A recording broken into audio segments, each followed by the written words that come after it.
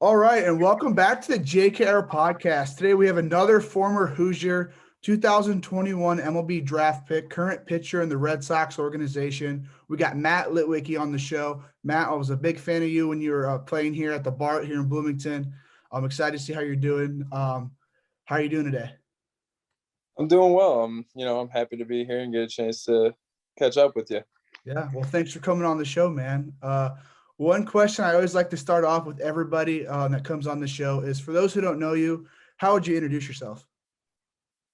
Yeah, just Matt Litwicki from Dyer, Indiana. Definitely a Hoosier, born and raised. Loved my time in Indiana, and definitely trying to make all those Hoosiers proud. Yeah. So you say you're a Hoosier. I kind of do want to dig into that recruiting process a little bit before we move on to your career after school and in college. But how exactly did that recruiting process start for you, and when did you start talking to some D1 teams? Yeah, so my recruiting process was quick actually for Indiana. I was a freshman in high school, and I was playing up on a travel team. And it actually kind of worked out perfectly because I was starting a game, and Lamonis, the old coaches, Lamonis, Cheesebro, and Bun, they were all watching Skylar Zinski throw, who was a commit to Indiana at the time. And his team played prior to me, so they kind of just stuck around, watched some baseball, and I ended up throwing that day, and I threw well. I threw hard for my age at that point, so they gave me a call. And then from there on, it took me probably like 2 weeks just to kind of fully just say, yeah, I'm definitely coming to Indiana. Yeah. Skylar Zinski, he played for Penn, right? Yes. Yeah. I remember being a high school kid following him a little bit, and he got drafted by the Diamondbacks, I believe. Diamondbacks or Athletics. I know that he went early in that draft because, he was throwing bullets in high school. How fast were you throwing in high school?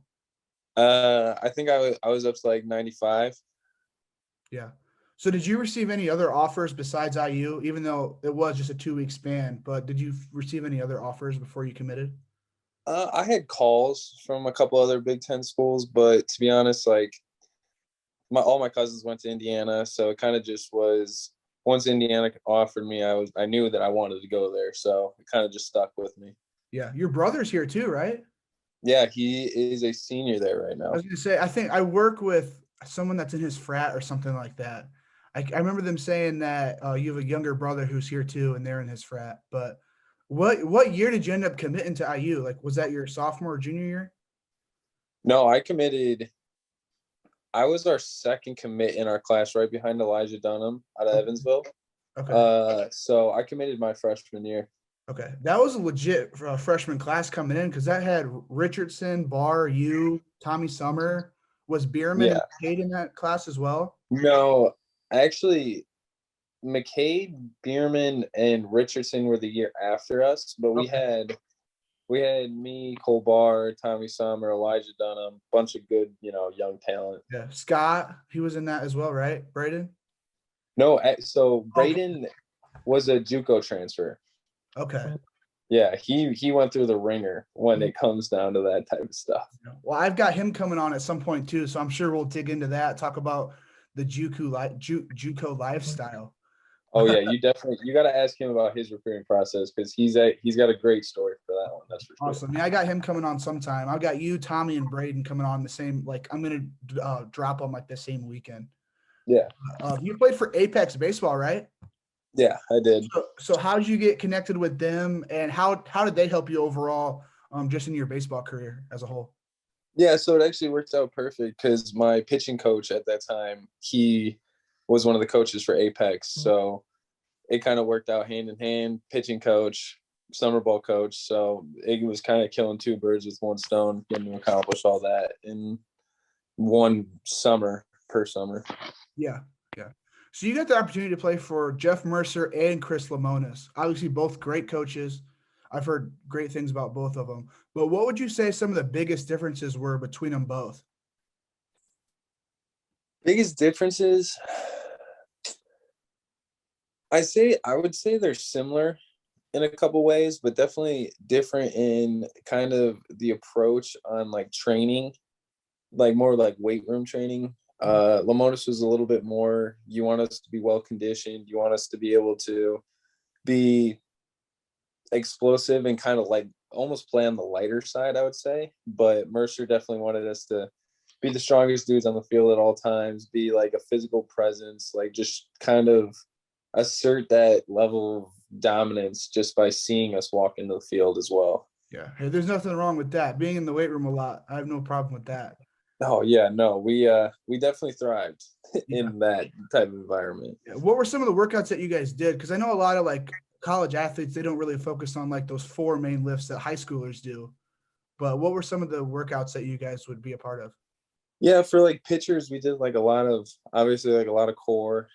We stayed away from the straight bar bench, but we definitely did get our dumbbell bench in. A whole bunch of different variations, I guess, of the core 4 lifts, just kind of based more on staying stable opposed to just, kind of up and down moving the weight. It was a lot of different like lateral lunges, stuff like that, different type of like movement patterns opposed to those 4 lifts. Yeah. So besides getting super strong in the weight room, what were some of the other things you'd credit the coaching staff to helping you out with the most? Honestly, I would say off like a lot of my development through the coaching staff, both Lamonis and Mercer, they both helped me really grow up and like understand like you're not just here as a baseball player and student, you're really here to develop in all aspects of life. And honestly, I went into college pretty immature, pretty, I had a huge head, as anybody who goes to like a Big Ten school or anywhere to play baseball. I mean, I had a huge head. I was cocky, arrogant. It just kind of they taught me how to handle things properly, how to grow up quick, how to, handle different adversity and kind of just get a proper head on my shoulders. Yeah. Yeah. So when you came in as an underclassman, saying you were kind of cocky as an underclassman, were there some upperclassmen that kind of took you under their wing and just taught you the ropes of playing college baseball? Yeah, definitely. I mean, we had a great upper class pitching staff and hitters. So, I mean, it was easy to learn from like a guy like Matt Lloyd who did both. He was obviously pitcher and hitter, and he succeeded at both. So it was easy to kind of follow under his wing, and he was always willing to help. Mostly after when I had Tommy John my freshman year, he definitely helped me kind of stay positive about the whole situation, no matter how monotonous it got, and no matter how much I was dragging each day or if it was bugging me off the field too. He kind of, helped me get through it. Yeah. So you bring up Tommy John. I know you've kind of got like a different Tommy John story than what most do. So could you kind of take us through that story, how you worked through it and how you actually ended up getting the surgery? Yeah. So I was informed that I had a torn UCL in high school. Well, they didn't say it was torn, but they said it was on the blink of tearing. So it was like fraying. So they said that I should probably get the surgery, but to be honest, like I really didn't want to get it because I wanted, to keep competing. I didn't want to sit out for a time. So what I did in high school was I literally just took like duct tape and wrapped my arm with it throughout from like sophomore year to senior year of high school. I was just wrapping my arm with duct tape and kind of pitching with it like that. But once I got to Indiana and I was kind of figuring out that I won't be able to accomplish the things I want to accomplish while I'm hurt, Lamonis sent me to Dr. Kremchek out of Cincinnati. We kind of, went through the whole scope, seeing if, I really need the surgery or not. And we decided that the surgery was the right route. So I got it done November 17th of 2017. Yeah. Well, man, that's a bulldog mentality to go I didn't realize it was 2 full years or even 3 baseball seasons wearing that duct tape on. I heard you talking about it once on, I think maybe it was a different podcast, but I didn't realize it was for like 3 baseball seasons. Yeah. I mean, I was young, dumb, and stupid, as you say, but, the competitive side kind of overtakes, the actual thinking side of the head when it comes down to an athlete, mostly when you're in high school. You just want to be competitive at any level. So looking back at it now, do I regret it?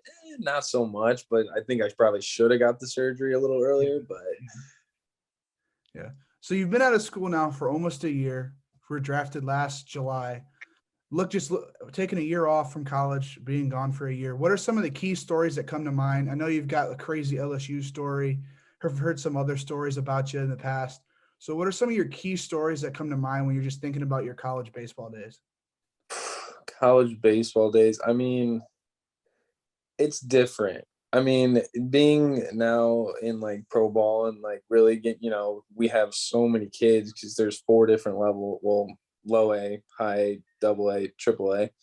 With all those different levels, we have so many different players. You're not as, you're a team, but like, guys, but you don't really know guys. So I would say one of the main things I miss about college is really being like super close and being able to hang out with like the whole team every day after practice, pretty much get together and whatnot. That would be kind of like the one thing that I do miss is the little nuances that come with that super tight knit team setting. Yeah. So when you were here, when you said you're a close team, who were some of the teammates you probably bonded with the most throughout your 4 years here at IU? Yeah, definitely. A couple of like on the top of my head, Grant Machaki, Braden Scott, Tommy Sommer. I mean, we were all super close. We all kind of, I would say we almost cared about the game a little too much. So we caught ourselves, after games, always, talking for hours about how each game went, how each person either screwed up or did well, and how we could like build off that. So I think that kind of made us all pretty close. Yeah. Yeah. So obviously you came back to Bloomington this offseason. So how was your first offseason? When exactly did you leave Florida to come back to Bloomington? And when did you end up going back for spring training this year? Yeah, so I was done with the second wave of instructs by, I think it was right around like the beginning of October. So I was in Bloomington from like the middle of October till I'd say towards the end of February. Okay. So I know you were here in Bloomington. I see that big red shirt you wearing. So obviously you're part of that crew that this offseason was working at Big Red Liquors. Yep. Yeah. Me and Braden both. So we were kind of, starting to realize you don't get paid in the off season. We knew it, but we didn't really realize how much it actually is a struggle. So we both worked on at East 3rd Street down in Big Red Liquors. East 3rd Street. That is, which one is that? Like it's like right across. Is it across from the hotels or no? No, that's like the biggest one on campus. We worked at like a smaller one. It was actually kind of nice working at a smaller one because we weren't as busy all the time. Yeah. But it was honestly, if you're driving towards Mr. Hibachi, it's on that route. Okay. All right. So is that your plan for next offseason too, to come to Bloomington and work at a liquor store for some extra cash? No, I sure hope not. But I'm probably gonna go down to Nashville because that's where my girlfriend, she got a real big person job. So she's down there working, making the money for the two of us right now. That's for sure. If you find yourself here in Bloomington next offseason, I work at a nightclub here in town, so I can definitely get you a job as a bouncer or something like that. Definitely. I mean, I'm definitely going to show my face in Bloomington at least off season. There we go. But moving on to the MLB draft last season. So you were drafted by the Red Sox. So heading into last year's draft, just the week ahead, what were some of your thoughts that are going through your head? Yeah, I mean, it was kind of a hectic time. It was just kind of, everything's up in the air. You hear everything from under the sun. People talking the highest of the highs of you, the lowest of the lows. So it's like you never really know where you're going to fall unless if you're one of like the guys. Yeah. So I was sitting up in my living room up in Dyer, Indiana during the second day. And, I was hoping that I'd go on the second day.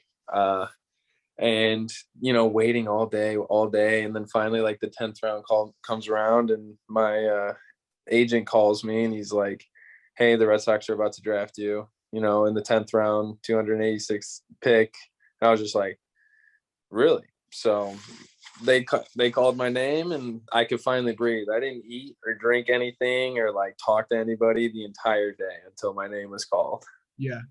So did you have any pre-draft conversations with the Red Sox before the draft? Actually, no.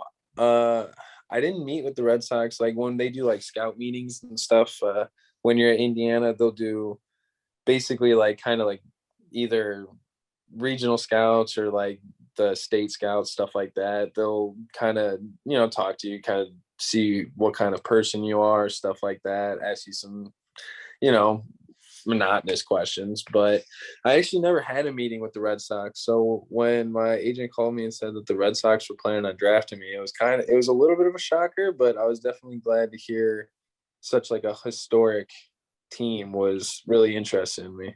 Yeah. So before the draft, what were some of the organizations that you did have those pre-draft conversations with? I had like some with like the Dodgers, a couple with the White Sox, kind of just like little talks here and there with like Marlins, Braves, just little talks here and there. But I talked to, I would say, like the Dodgers a little bit more than the most of them. But I mean, Red Sox Nation, baby, dirty water. Yeah, Red Sox is a great organization. But you say you didn't eat or drink almost that whole day until you were drafted.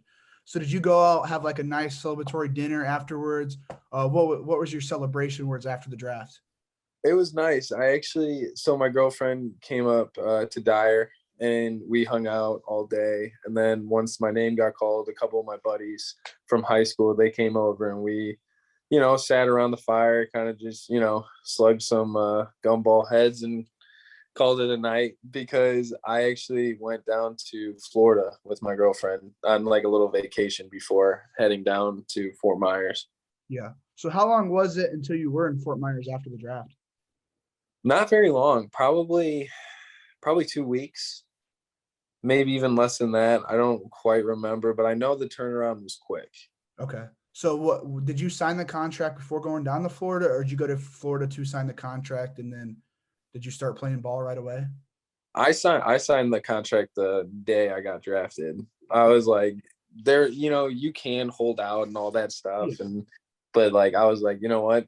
I got my opportunity. We're going to sign the contract. I'm going to be a part of it. And we're going to like lay that to bed so I can just start. Yeah. Yeah. I mean, the Red Sox had a pretty solid draft class last year. Obviously, you in the 10th round, great pick right there. Great closer throwing 100. But Marcelo Meyer, a couple other big time guys they picked up. Were there some guys that when you headed down to Fort Myers that you were able to train with who were part of the last year's draft class? Yeah, actually, I'm actually in an Airbnb with two of them right now, but it was kind of nice. People get picked from all around the country. So it's like a nice little mix of like, I'm rooming with a kid from Oklahoma and then a guy from LA. So it's like, you got an Indiana boy, Oklahoma, LA. So it's a nice little blend of everything. Yeah. Yeah. So you talked about earlier how you went through Instructs. We came down back to Bloomington to train this offseason. Now you're here in your first spring training. Obviously, the season starts here pretty soon. But how was your first spring training? What was that day-to-day like? And just how was that for you?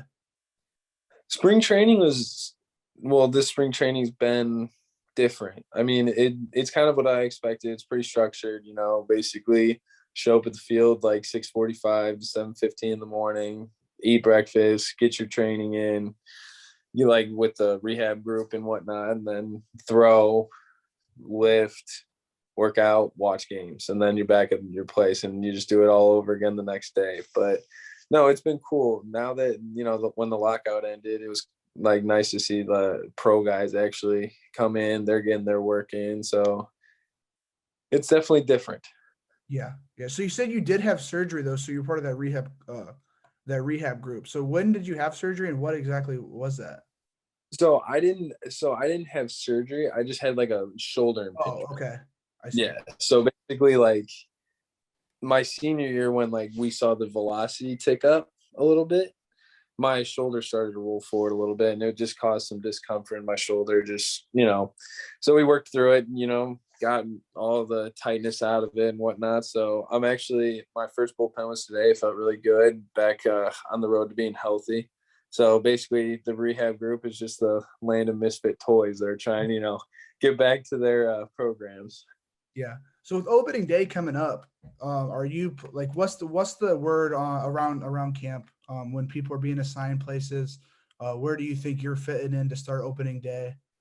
Yeah, so I might still be going through like the back half of the rehab process for opening day, but I'm looking probably to be in low A, and then hopefully by the end of the season I want to be able to make it up to high A and really like, prove myself, and then try and like, develop as much as possible. Yeah. So what are some of your personal goals just heading into this season? Once this rehab's over and you head to full season ball, what are some of your personal goals?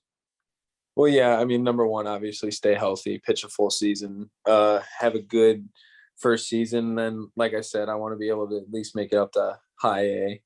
And then when it comes more to like the baseball side of things, I really want to keep developing off-speed pitches because I feel like I've developed the fastball enough that it'll play. But the changeup and slider, I feel like are still kind of like lagging a little bit behind the progress that I've made on the fastball. So definitely trying to take the next step with those two pitches and really become like a more well-rounded pitcher. Yeah. So you talk about your pitching repertoire a little bit. You said fastball, your changeup. What was that third pitch you mentioned? Slider.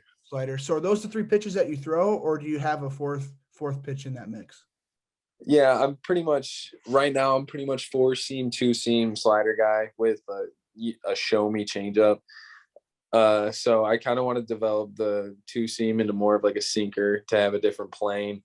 Then the changeup I really want to make into more of not just a show me pitch and really be able to use it as an actual weapon opposed to, just flowing it in there every once in a while. Yeah. So have you tried to add any pitches, but they just weren't working out for you? Yeah, I mean, I've tried like a couple different variations of like a changeup, kind of like through one that was called like a Vulcan, where it was pretty much just a splitter with fingers crossed around it, and then I tried the splitter, didn't really work, but those were kind of the two main ones that I tried outside the actual pitches that I throw right now. Yeah. So if you were a scout watching your game, what would be your scouting report on yourself? Probably big fastball, likes to throw strikes, attacks hitters, developing high spin rate slider, developing command for it, and then the changeup I would probably say is a little below average. Definitely, like I said, it's a work in progress, so it's not going to be perfect, but definitely below average changeup, needs to be able to locate it better. Yeah. So just digging into your passions against people that you've hit against, obviously you played in the Big Ten, a pretty good baseball conference. Who would you say is probably the hardest hitter that you've ever faced in your career? The toughest out? I mean, I might have to pick a kid from our own team, to be honest. I know that like Matt Lloyd, he was always a tough at bat, just to pitch to him, because he hits for power, but he also just like can nickel and dime you to death. Yeah. So he was always tough. But outside our own team, probably a guy like Ben Nissel. He's actually from my hometown area, but he went to Purdue, and he's another one of those. He's definitely hits for power, and then he would also just put bat to ball and hit it wherever it's thrown. So they were always two pesky outs. Yeah. What about Matt Gorski? I mean, you got to face up against him, probably, obviously, right, in inter squad scrimmages. So what was it like facing Gorski? Oh, Gorski was, he was easy to throw to because most of the time you just walked him, and then just let him run on the bases, and then just try to keep him from scoring. That was pretty much how I faced Gorski. Yeah. Well, I mean, I was talking to Matt, one of the video guys here at IU, and he was like the main guy back when Gorski was in town. And he said the team's celebration when Gorski would hit a home run is just like wave goodbye as if he was because he was heading to draft, of course. But I thought that was a pretty cool story to hear. It was just the guys would just wave to him.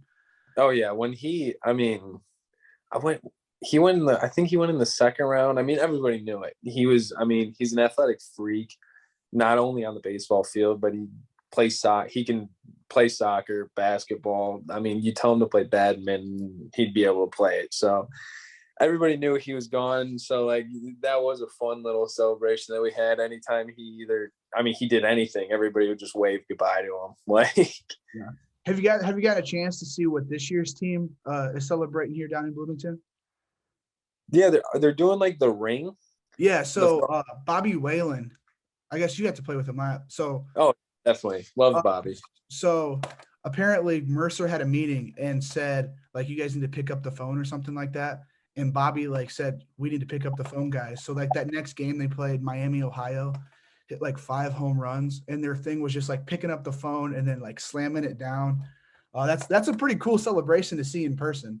Obviously, haven't had a lot of games to see it yet, but it's a pretty cool celebration. Yeah, no, they're doing well for themselves right now. I mean, they're gonna pick it up. I have a feeling. I mean, there's just too much talent on that team not to. Yeah, I mean that lineup 1 through 9 is crazy.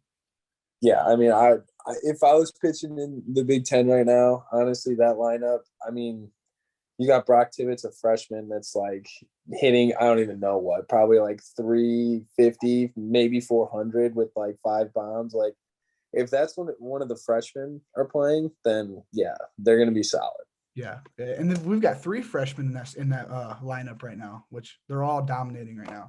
Yeah, Carter and Josh too. Yeah. Carter's from my hometown, so it's cool watching him. He's gonna be really good one day. I mean, when you see all of them play, Brock doesn't strike out. I mean, Pine, I feel like he got shocked a little bit at the beginning of the season, and then he just said, you know what, we're just gonna play my game of baseball, and he's been playing really well too. Carter's been playing really well, so it's nice to see. Yeah, and we got Luke Hayden, the Tuesday guy. He's a good freshman pitching on the mound. Oh, he's cool. Training down in Bloomington, getting to watch him throw it in person, because I mean, when he was committed to Indiana, obviously he was a highly talked about guy. So getting to actually see him throw in person, he's the definition of electric. Yeah. I mean, could you imagine if somehow Montgomery ended up here in Bloomington and there was a guy drafted by TJ White, I think his name was. Yeah, that would have been electric to have all 6 of those guys here. Yeah, I mean, if Colson came to Indiana, he's passing out in like a 1.7 or whatever he signed for. So good for him for making. Anyway, obviously, like I said before the interview, I want to be an MLB PA certified agent. That's what I'm trying to do once I graduate here from IU. Every time I have a pro guy on, I like to go through their agent selection process, how their agents reached out, what made them so significant to want to sign with them, all those types of questions. So when exactly did Nello, your agent, when exactly did he reach out to you? So I started talking to Nello the summer that I played with the Making Bacon. So the COVID year, after the COVID season ended, me and Braden, we went down to Macon to play with the Bacon. Making, yeah. But so I didn't have an agent at that point. So Nello actually, he reached through Twitter and asked me if I had one and if I'd be willing to hear him out if I didn't have one. So I heard him out, and I've heard great things about him from everybody that worked with him. I mean, an old name like Logan Kalitha, Timmy Herron, they both worked with him, and they always had the highest, regards for him. So we ended up working officially starting to work together by, I want to say, the end of that summer ball season. And honestly, he's been a blessing ever since. He's, gone to bat for me, worked out a couple things for me, and I love it. Yeah. Was there anybody else that you talked to throughout the process? To be honest, I kind of just felt right with Nello, being that I had a couple of my closer friends that had already worked with him or are currently still playing professional baseball and working with him. Just give me the right, what I was looking for in an agent. I was looking for somebody who actually cared for you, not only as like an athlete, but as a person too. So Nello kind of fit like the description for me. Yeah. So you say Nello's worked out a few things for you. Obviously, you don't have to talk about it if it's personal, but what are some of those things? Just like little things. Like, I mean, he worked out like a little, like, he gets me like cleats and stuff like that. Definitely stuff like that. And then like he helped me out. I mean, obviously big time with the draft, being that I got hurt my senior year at Indiana. It was kind of like pressure-filled situation for me. So me sitting there and like doubting that if any team's gonna actually, take a risk on me, and he helped me out like a lot through like just kind of coaching me through and helping me, work through the nuances of what the draft actually was. Yeah. So how often, just now being in pro ball, just being in season, how often do you talk to Nello? I'll probably catch up with Nello about once a week, maybe 2 weeks, depending on, what time of the season it is. But I mean, he's great about, just texting me and asking me how I'm doing and, how's baseball going? How's the actual life outside baseball going? So, I mean, yeah, we'll catch up every like week, 2 weeks. Yeah. So did he ever get the chance to come see you and Tommy here in Bloomington? He actually saw us at Northwestern. I know for sure. I think he did make a couple of trips to Bloomington for me and Tommy, but I know that he saw for a fact our Friday night game against Northwestern. Okay. He's with Reese Sharp too, as well, right? Oh, really? I honestly didn't know that. Remember. I talked to Reese about it. He said his advisor was someone who advised someone on the team before. I'm gonna have to go back and listen. I'm not 100% sure Yeah. if it was him or not. Yeah, we have usually if a player has somebody who they feel comfortable with, a lot of the times like they'll recommend them just because it's easy to fall into the wrong agents like hands, I guess. Yeah. Because it's a business at the end of the day, and like baseball's not exactly a fluffy daydream. It's kind of like a cutthroat business, so it's easy to fall in the hands of somebody who only cares about what you're going to sign for, opposed to this kid's got a chance, do great things. Yeah, especially when the guys are 21, 22, or even with the high school guys 18. Like it's easy for some of those guys to fall into the wrong hands. So it's definitely good thing to recommend some of the good agents and advisors that people are getting. Anyway, moving on from baseball, we've talked about that for about 20, 25 minutes. So let's move on from the field. What are some of your passions beyond the baseball field? Probably, I mean, huge family guy, huge friends guy, definitely. But I'd say number one in my heart's Call of Duty. Been running Rebirth with a couple of the guys down here. But no, love that, kind of, I have a dog that I, love dearly. I miss him. I got him in college, so not being able to like have him around all day and kind of like fall asleep next to him and stuff, it kind of sucks. But I'm looking forward to seeing him again. But yeah, no, kind of. I'm not a huge like go out guy. I'm kind of just I'm more of a bonfire than clubs guy. That's for sure. Yeah. I think that's pretty normal in Northern Indiana, being from Northern Indiana as well. I mean, I know a lot of my buddies, if they could choose being by a bonfire drinking some beer rather than a club paying $5 a beer, I think they'd all choose sitting by a fire. Oh yeah, I mean like that's some of like my favorite memories of just kind of like the nights where it's like the ragtag nights where like you're like, hey guys, like bonfire at my house. You send that at like 10 o'clock, and then people show up at like 11, and it's just like it's so in those country towns, it's so quick to where you can plan something the night of and people at your place 20, 25 minutes later. Yeah, exactly. Yeah. So obviously, besides the bonfires, what are some of your favorite things to do in Dyer? Dyer. There's not much to do, but I mean, kind of just doing whatever with the guys. I mean, like we have the bowling alley. That was always like a random one that we would like to do. We kind of just did like that little like random hole in the wall place stuff. Yeah. What about, so you've been in Fort Myers now for a month. Have you found anything that you like doing in Fort Myers besides obviously being at the complex training? Is there something that you and some of your guys like to go out and do? Yeah, I mean, like obviously we're close to a beach, and being from Indiana, I definitely have used that as much as I can going to the beach. But I mean, there's like a couple little things like a Pop Stroke. It's like a mini golf. It's like an adult mini golf, and like we have class there because they have like waiters that come around and take drink orders, stuff like that. And it's actually I think Tiger Woods, he made it. It's like I don't know, but it's fun. It's one of the like ones that we usually do every once in a while. Yeah. So one last question for you. Obviously, you went to Lake Central. It's pretty much a baseball powerhouse. They've got a bunch of guys right now committed to a lot of big-time schools. Have you gotten the chance to see some of those guys play?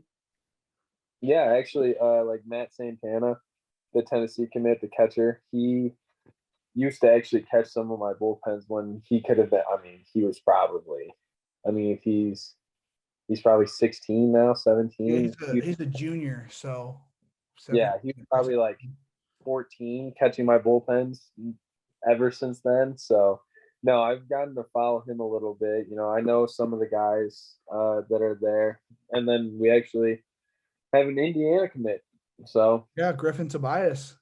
Yes, sir. I had the pleasure of like talking to him a little bit because he had some questions about the recruiting process. But no, he's a good one with a good head on his shoulders. I'm sure he's going to be playing great this year, so it'll be fun to help with them.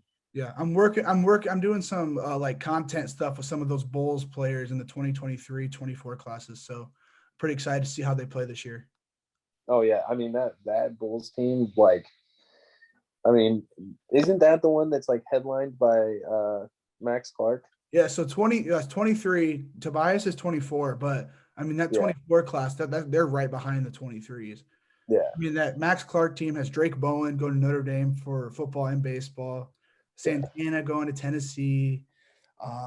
They got Sam West. He was committed to Alabama for baseball. That ended up decommitting and committed to IU this weekend for football. Oh, really? So I mean, that 23 class for the Bulls is legit. They got like their own national team now. I'm excited to watch them play this year. Oh yeah, definitely. I mean, it's nice being so close to like such a big baseball complex, like right there in the heart of Indy. Yeah. How far is Dyer from Indianapolis? 2.5, depending on how fast you want to drive. Yeah, that's not bad. Is there like an interstate that you can hop on and you're there pretty quickly?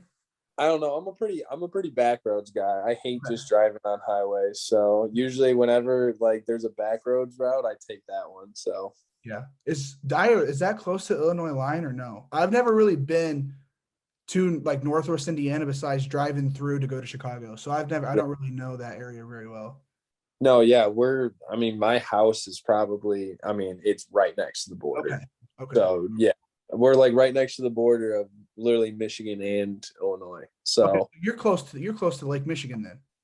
Yeah, probably. I'm 45 minutes away from the city, like 30 minutes away from Lake Michigan. Okay. All right. Yeah. Well, Matt, that's all the questions I got for you. I really want to thank you for coming on the show. Obviously, I never got the chance to watch you play here in Bloomington because of COVID, but I'll be going out to the New England area this summer, and I know the minor league teams are all in that area. So I'm definitely going to be making a trip to go watch you pitch this season. And I just want to wish you the best of luck on the rest of your career and this season. Yeah, I appreciate it. Thanks for having me. And like whenever you're out on the East Coast watching some of those games, let me know. Okay, of course. All right, Matt. Thanks for coming on the show.